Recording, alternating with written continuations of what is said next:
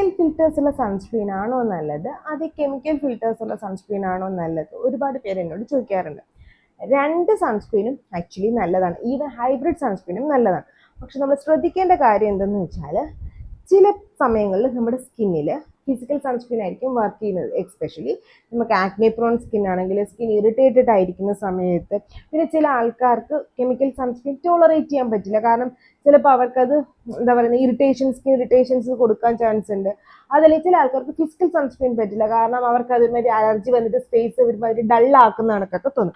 അപ്പോൾ സ്കിൻ ടൈപ്പിനനുസരിച്ച് നിങ്ങളുടെ സ്കിൻ എങ്ങനെ റിയാക്ട് ചെയ്യുന്നു എന്നനുസരിച്ചിട്ട് വേണം നമ്മൾ സൺസ്ക്രീൻ സെലക്ട് ചെയ്യാൻ. കൂടാതെ കെമിക്കൽ ഫിൽറ്റേഴ്സ് നമ്മുടെ സ്കിന്നിലോട്ട് അബ്സോർബ് ചെയ്തിട്ട്, അതായത് നമ്മൾ ബ്ലഡ് വെസൽസിലൊക്കെ എത്തിയിട്ട് ക്യാൻസർ വരുന്നൊരു മിത്തും ഉണ്ട്. ഇത് ആക്ച്വലി തെറ്റാണ്. ഇതുവരെയും അതെങ്ങും അങ്ങനെ വരുമെന്ന് പ്രൂവ് ചെയ്തിട്ടുള്ള ഒരുപാട് സ്റ്റഡീസ് ഇതിന്റെ ബേസിസിൽ നടത്തിയിട്ടുമുണ്ട്.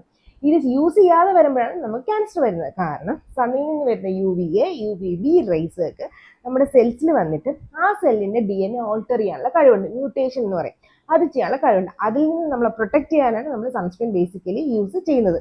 അതായത് ടാനിങ്ങും സ്കിൻ ബേണും ഒക്കെ അവോയ്ഡ് ചെയ്യാനായിട്ടും സൺസ്ക്രീൻ നമ്മളെ ഹെൽപ്പ് ചെയ്യും. അപ്പോൾ എന്തെങ്കിലും ഡോട്ട് ഓൺലൈൻ കൺബോക്സിൽ ചോദിക്കുക. ഇതുപോലത്തെ skin care and hair care വീഡിയോക്ക് ഫോളോ ചെയ്യാനും മറക്കണ്ട. ടാറ്റാ.